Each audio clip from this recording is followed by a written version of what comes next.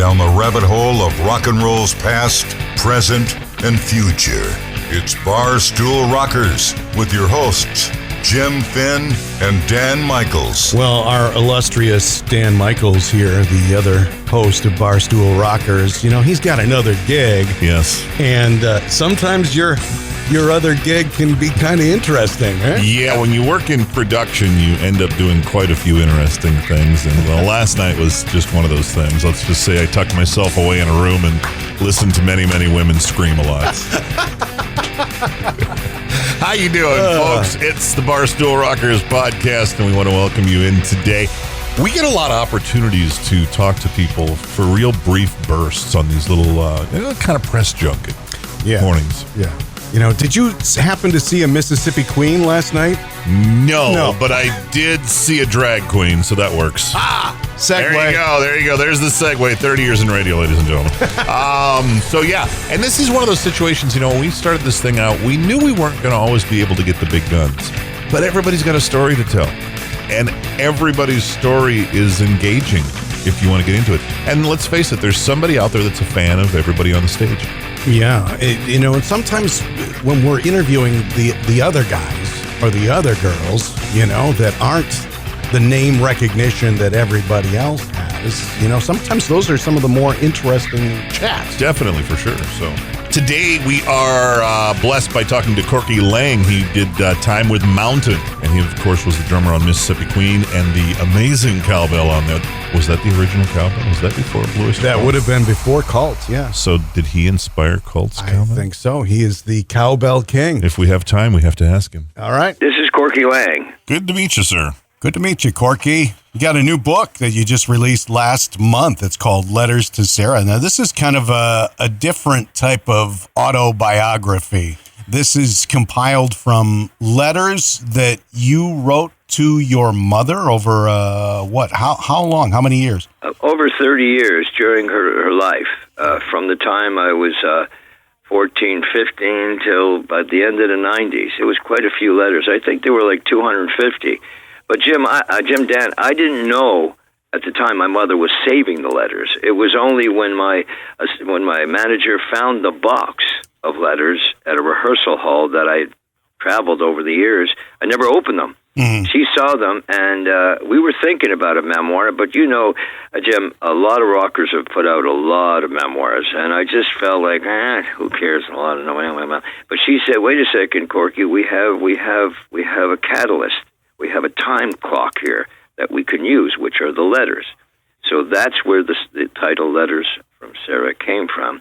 I didn't know she had them, and Tuja discovered them, and she thought it would be a really good idea, and hence the book. So reading through the letters as you were doing the research, did you come across quite a few lost memories from over those years? Many, many lost memories, yes, many of them. I conjured up quite a few memories that I didn't, I forgot about.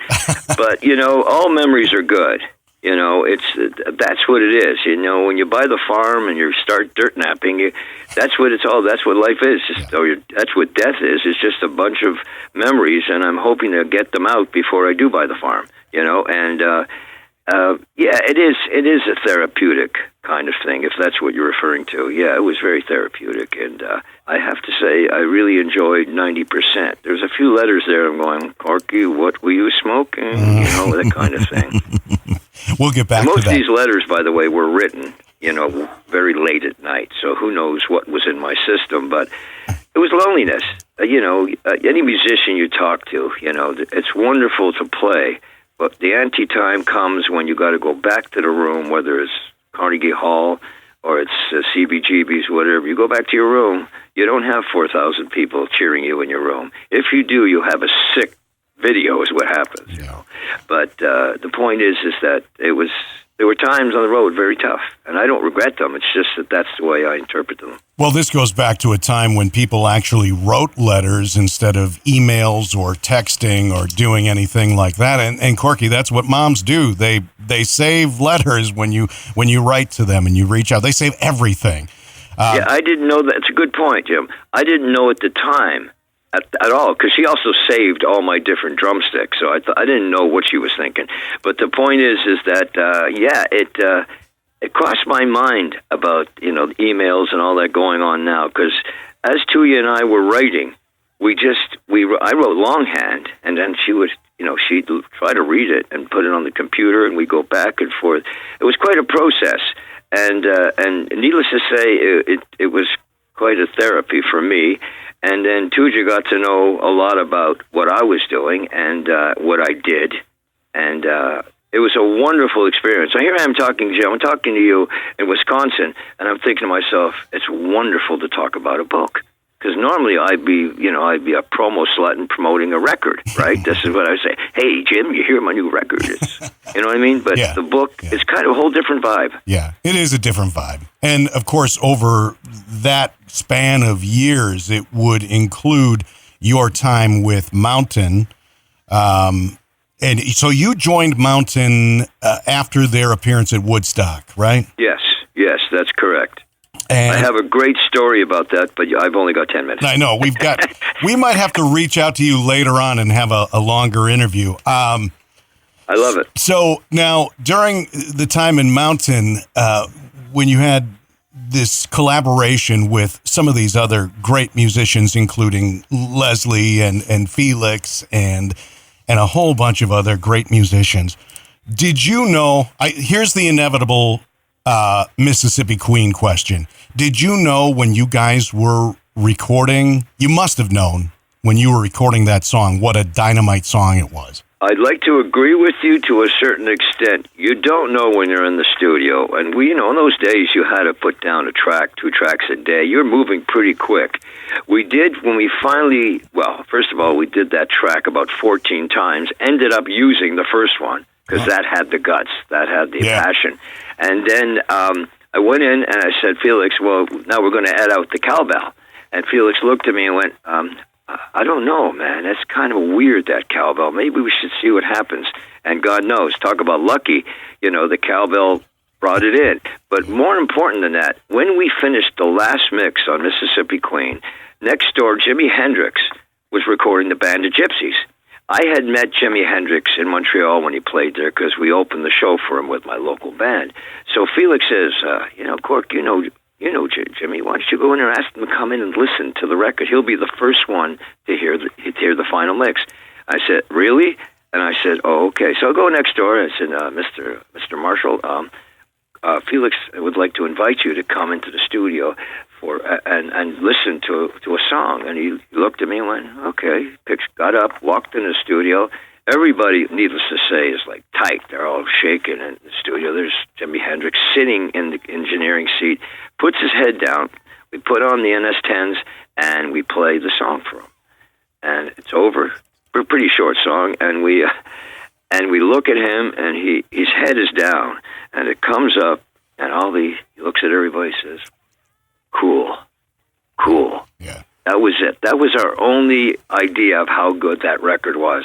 But if Jimi Hendrix says cool, you got that something. was endorsement. You know what I mean, Jim? Yeah. So, that's the only time we thought to ourselves, wait a second, this record could happen. It was pretty rough. There weren't many overdubs. It was live off the floor. So, in those days, you didn't know. But I'll tell you what, I'm pretty damn happy it did go over. It was a financial pleasure, Jim. Yeah. There you go. Now, you touched all the bases in the music industry, from performing with Leslie West and Jack Bruce. You've been co-writing partner with Frampton and Jagger, and you've been vice president of A&R for Polygram. Right. Where did your heart beat the strongest? Oh, definitely in playing background for Jack Bruce and for Leslie and Felix. Yeah, you can't get any better than that. And I'm sorry, it sounds really like I'm an ego statement, but I got to tell you, man, that was the peak. That was. I hope to get there sometime soon. But those guys, they didn't need a drummer, Jim. They were drummers. All I did was embellish it with percussion, and I'm happy I was there for that because it made me look good. Felix never told me what to play. And Jack never told me what to play. They just said, good luck, Cork, because they took off. These guys had more time and rhythm than anybody else. So as a drummer, it made my life, it was brilliant. It was euphoric is what it was. So I had no questions about that answer. You know what I'm saying? Corky, you're an amazing drummer, and you're just a good dude. We know you're on a tight schedule. We'll let you go. Letters to Sarah, now available on Amazon. You can get it on Kindle, softcover, and the audiobook as read by Corky. Also, he has a new album, The Toledo Sessions, which is something you can check out. Corky, thank you so much for chatting with us today. You're so welcome, Jim and Dan. Thank you. Hope to see you on that road that goes forever on. All okay, right. take care. No time to ask him about the cowbell and Bloister Cult. That's the thing. Did he get credit on that album, by the way? Fellas, trust me. You're going to want more cowbell. My best Christopher Walken. There you go. Yeah, he did. He's been with a ton of people. Leslie West, Jack Bruce, who wrote with Frampton and Jagger, Ian Hunter, Mick Ronson. Yeah, and we definitely have to try another interview with him where we got more time, because they recorded an album. Corky recorded an album with Ian Hunter and Mick Ronson and a whole bunch of other people, and I'm not sure it ever got released. I'm not sure it ever saw the light of day, and that was something I would have asked him about, but we just ran out of time. Also like to ask him what partying with Robin Williams and John Belushi was like. Wow, yeah. I don't know if we can. That would be not have a clean interview, not a family-friendly interview. Yeah, we'd probably get the explicit tag on that one. Yeah. One thing I was really impressed by talking to Corky is he's very elegant. He's very coherent. I mean, a lot of guys through that era who partied with the people he partied with are slurring a lot of words these days. Yeah, he's a little bit more articulate than Ozzy. Definitely. He's more articulate than we are sometimes, for sure. There you go. If you enjoyed what we do on the podcast, it's called Barstool Rockers. Please consider giving us a favorable rating and subscribing at iTunes or Spotify or on the iHeartRadio app or wherever you're listening to us. Every positive review helps new listeners find the show. You may listen to some podcasts with huge staffs and big production companies behind them, but that ain't us. No, it's Finn and me, and the $20 a month to pay for the hosting service comes out of my pocket. Is that how much it costs? Yeah. Well, I probably should split that with you. If you feel like it. Okay. It's been going on for a while now. We also want to thank Anastasia Vishnevsky, who creates our music, and Joe Kelly, the man with a wheelbarrow in front of him to carry his cojones. If you know somebody who may enjoy what we're doing, please share today's episode with them so they can try to help us grow this podcast into something the boss won't deny knowing about.